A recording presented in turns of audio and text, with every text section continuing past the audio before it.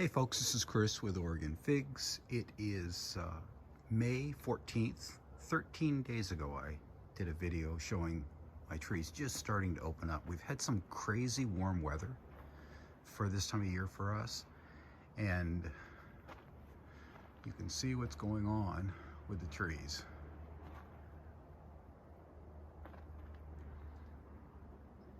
Things are just going crazy, which is so unusual for us this early in the year, and really awesome. It's going to be, it bodes well for the season. It's going to be a good year. So this is my little microclimate that I use, and this little corner of my deck, I put all my pots on it early in the year. I don't give anything a head start. I just use this microclimate. So this is one of the reasons why I never grow my figs with a super wide footprint, because I like to put the pots close together to utilize this microclimate. Another reason you don't want your footprint of your trees to be too wide is if you have to try to store them indoors, your pots rather, indoors in the winter, because it makes them easier to get together. This is one that's got a nice footprint over here.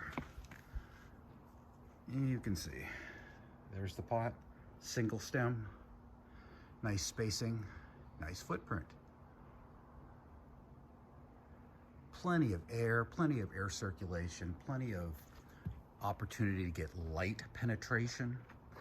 And this tree was never staked, other than the initial stake to get the single stem form. This is the initial stake to get the single stem form. After that, I just either rub buds off with my hands or I prune. So you can go out and spend a ton of money on stakes and stake all your trees to try to make them wide. The problem you're going to get is with that wider footprint, you can't even get around the tree to work on it. And storage, and if you utilize a microclimate. And I got to give a shout out to my buddy Eric Durchie down in Santa Barbara, now in Tennessee, who did a really good video on explaining his microclimate. And I was actually fortunate enough to go down to his place when he was in Santa Barbara, and he showed me this microclimate, which was just a bunch of concrete and a beautiful wall. There was a lot of concrete, it held the heat, and he just did really well with this whole microclimate thing. So I got to give him credit for that. And also, as far as fertilizing go, I've got to give my buddy Eric, who lives up in Salem, the credit for the fertilizing part one. He just takes like triple 16 or triple 20 and puts it on top of his figs in the rainy season and lets the rain dissolve it into the pots. Well, I started doing that. It's a huge time saver. I also use the method that Anthony, the millennial gardener, another friend, uses, where he uses what he calls a glug of Alaska fish fertilizer, and he uses water soluble. In my case, I use Jack's triple 20, and I wait until the pots get lighter before I ever add that. We have so much rain here. If I go over to this pot, it is really heavy. It's still soaking wet, and we've got this much growth already, and I haven't watered once. So I'll wait till the pots have less moisture in them before I put on the triple 20 water soluble, because if the pots have too much moisture in them, that fertilizer will just go through. Okay, let's go around and look at the project. You know my backyard project that's happening right now. Those are all the 72-pound blocks. So I rented a hammer drill from Home Depot this week and spent 9 hours on it. And took that wall out, took this wall out, and I'm getting ready. This is a fence I built. I'm getting ready to add this last section of fencing. We took out the really big tree last week. I had a professional come in, and they took the tree out, and my son and I helped pull some of the brush down to the chipper. And when you use that hammer drill, you get a lot of little pieces. I put them in 5-gallon buckets, slide those into the pickup. Then I just take the bigger pieces and bring those down the wheelbarrow, put them in the back of my truck, and I offload those down at a forest product place called Lane Forest Products for $8 a load. And that's how you get rid of it. Pretty neat. It's how I got rid of all of the wood from the tree. They're Leland cypress trees. They're very, very resinous, and they're a poor tree to put in for firewood because they'll give you a bunch of creosote in your chimney. I bring the wood down there, they grind it up, turn it into compost, and sell it to people. So it's a pretty good way to do it. This is a Katsura.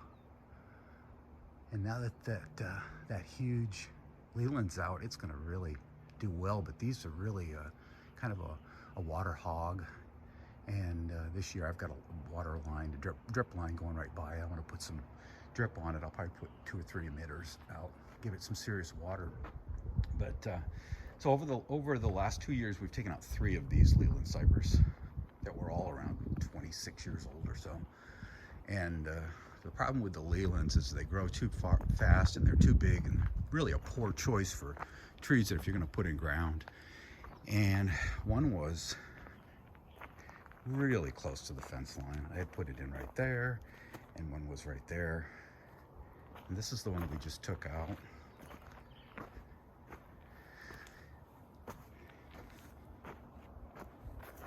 You can see it was a pretty good sized tree. And I feel really good about taking these trees out. And the reason I feel good about it is that they're not a good tree for in town. They're very unsafe. With all the resin, they're a fire hazard, number one. Then number two, they have branches that come out. You can see that branch on that one, how it's kind of coming out to a side. Well, when you get snow, that weighs those branches down, and they just cleave off at the joint. They just snap off, and they end up on people's houses. One of these ended up on this house, and I think one of mine have ended up on this neighbor's house. So by taking them out, it's just better for everybody. It gives me more sun, gives more air circulation, and it's safer for everyone. So what I'm going to do is I'll continue this stretch of fence, and I had a stump right there, the one we took, one of the 2 that we took out last year, and it had this little English laurel volunteer growing up next to it. So I had to take this one and this other one out that was really close to the stump so I could cut the stump out. Dug a trench around the stump, cut the stump out, bare rooted these, just covered laid them down and covered them in my potting mix. Then about a week later, less than a week later, a few days later, I got them in the ground. So these have been in the ground 1 week today. And that will just continue to form a really nice hedge like this one. You have to trim these about every 2 years. So this will give privacy for both neighbors as well. So the next project, these are the fence post material I use. These are simply 4x4x8s, pressure treated. And then when I cut them on my 12-inch saw, I put this little chamfer detail on the top. So I got my saw up here. I'll try to get these 5 posts in today, or not today, excuse me, this week. I'm gonna put the corner posts in first, then I stagger, put a line in, and I stagger for the posts in the middle. And I put 3 stringers behind each one. And this is the detail that I use for the top. I actually just get a wider piece of cedar. This is just 3/4 inch cedar, and I rip it on my saw, put this little detail on, and then I just use a piece of cedar for the top and stain it. So that's gonna be the fence. This is the little Katsura. These are such wonderful in-ground trees for Oregon because they don't get too big and they're not dangerous. And the problem with them is they're real water hogs, so you really have to keep the water to them. So you can see my projects. I feel really good about this to be at this stage. Not even middle of May yet. So these will go out, these rock walls that I destroyed in 1 day and 9 hours on that darn hammer drill will be all gone this week.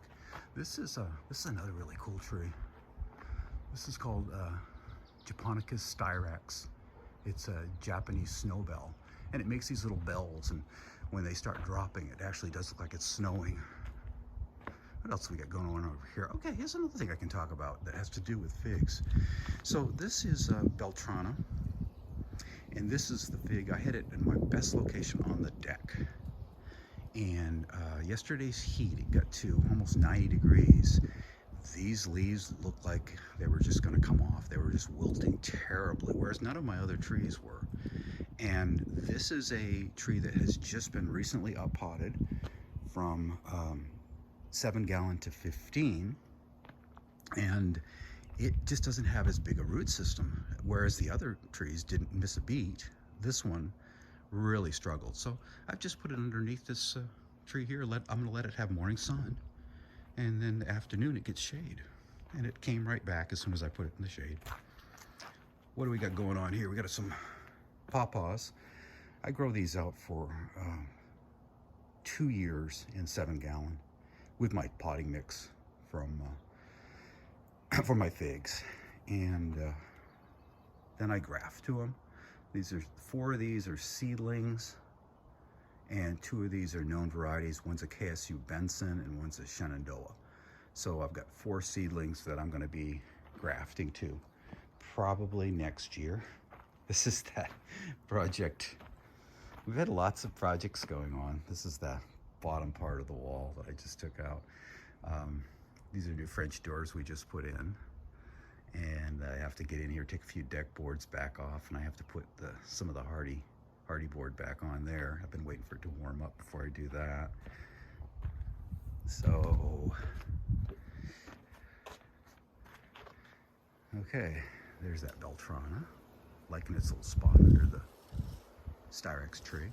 So I'm going to take this wall where I had come in and had a really, really sharp angle. I'm going to take this angle, I'm going to wind this angle out around here, have it come out up in here to create a larger terrace here.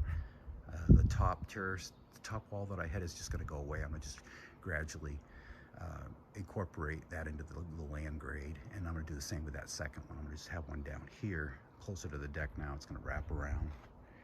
It's going to go all the way out. Let's see if we can do this. I'm in my slippers here this morning. There's a couple little Japanese maples that I put in. These are jujubes that I'm growing out.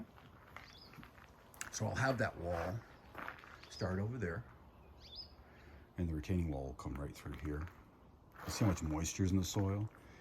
So I'm going to have to put perf pipe behind it with some round river rock to act as a drain, because this, when you have soil that's this wet, you get a lot of hydraulic pressure, and you have to relieve it with a perf pipe. That's just another job I'm doing. So I'm busy this year, and very, very busy. But I wanted to let you know what's going on when it comes to the smaller trees. If you see trees starting to wilt, just put them in the shade, but don't let them wilt real heavily and stay in that sun too long, because you'll lose the leaves and you'll be set back dramatically. So watch your trees. Even though you don't think something like this is going to happen, sometimes you have to just baby your trees and move them around. Well, hope you enjoyed this little backyard tour, and I'll be giving you more updates, and we'll see what it looks like here real soon with all the rock from the rock wall out of here, and the retaining block in, and the fence in, and hopefully those 2 volunteer laurels that I put in kick in gear and start growing. Gorgeous day today, just a gorgeous day. We'll see you on the next one. If you get a chance, I would really appreciate it if you would subscribe and give a thumbs up. It really helps. Thanks again. We'll talk to you soon.